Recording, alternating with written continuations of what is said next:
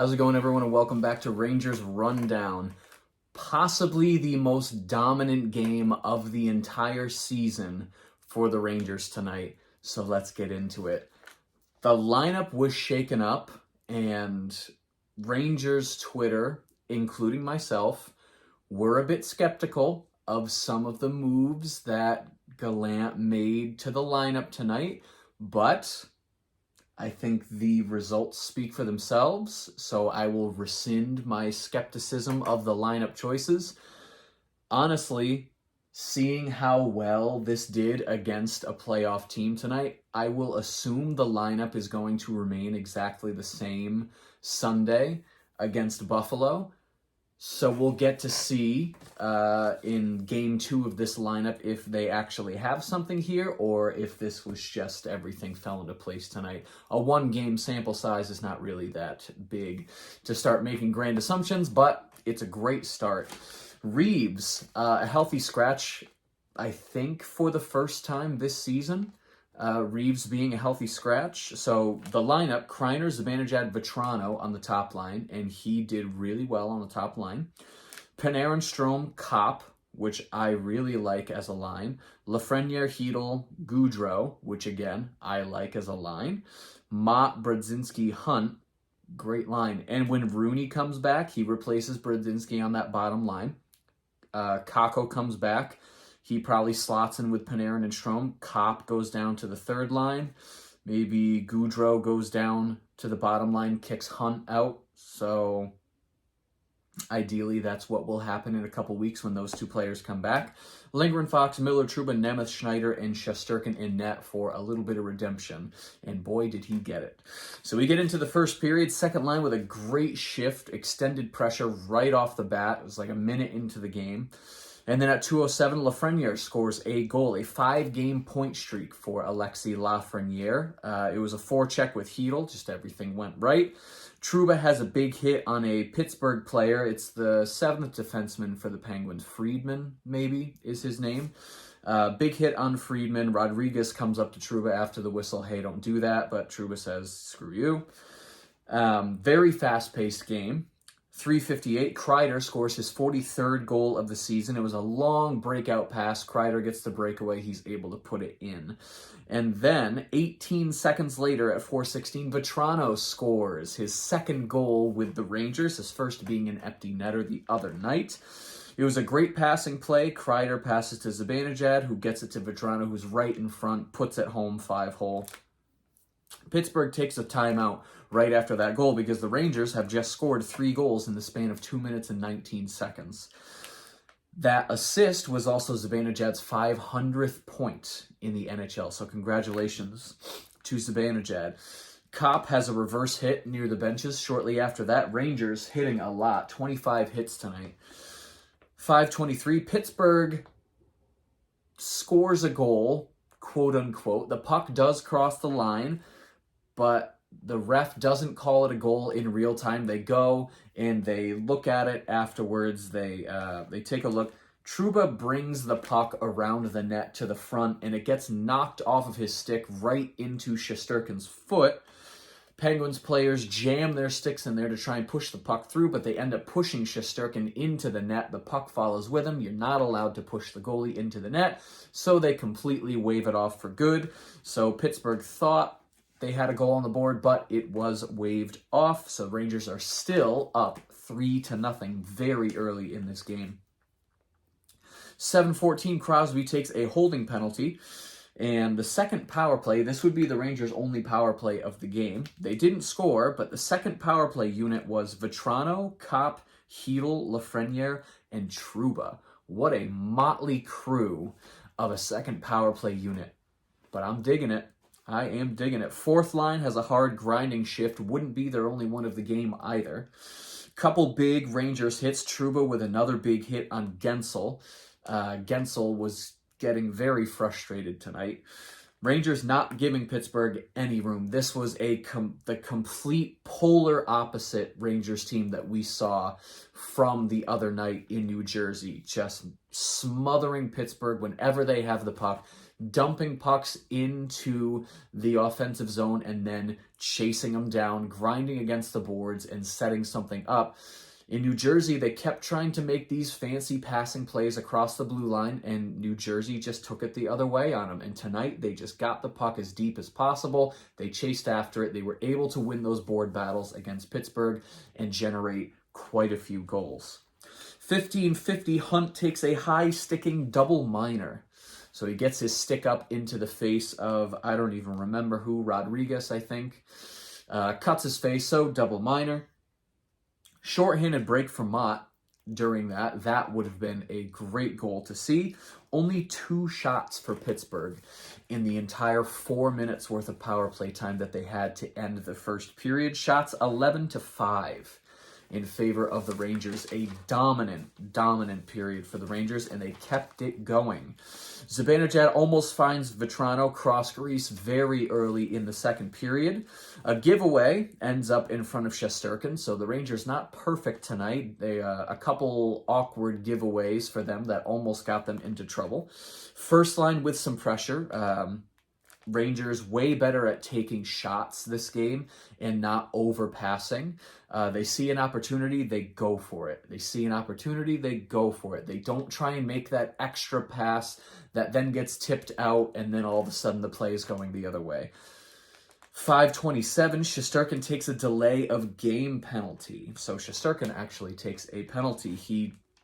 The puck bounces off his chest and goes a little bit farther in front of him than he wanted, so he scrambles to collect the puck again and tries to get it away, ends up throwing it over the glass. During that penalty kill, though, Shesterkin very long feed to Goudreau for a chance. That doesn't happen, but at 6:37, Kreider would score his 3rd shorthanded goal of his career and his 44th goal on the season, tying him for 2nd in the league with Leon Draisaitl. After that, there's a goalie change. Casey DeSmith comes in, but not for that long. Schneider has a big hit in the neutral zone, so good for him stepping up. He gets to come in after Braun was in the other night, so Braun gets a healthy scratch. Schneider in tonight. Panarin and Goudreau have a 2-on-1, and during that 2-on-1, or right after the 2-on-1 was broken up, DeSmith was knocked down by his own player, and he looked a little shaken up, but he stayed in the game for a little bit. 9 minutes left. Pittsburgh has a giveaway to Strome right in the slot, and Strome not able to tuck that away. DeSmith goes to the locker room during the commercial break, and Jarry comes back in. So Jarry pulled for letting up 4 goals. 4 goals, and then DeSmith comes in for only 3 minutes of playing time, of actual game time. Then he goes to the locker room. He would not return, so Jarry gets a 3-minute break, and then he comes back in. He plays the rest of the game. And to his credit, he did play the rest of the game pretty well. He had a couple great saves. Hedl has a partial break shortly after that goalie change. 4th line, another grinding shift, this time against the top line for the Penguins. So 4th line, grinding, winning those board battles, getting the puck back up, cycling in the zone, generating some offense, and that's exactly what you want from your 4th line. First line, they had a shift towards the end of the second period that just looked like a power play. I don't know what, maybe the Penguins were tired, but Rangers just completely dominating. Gensel whacks Miller.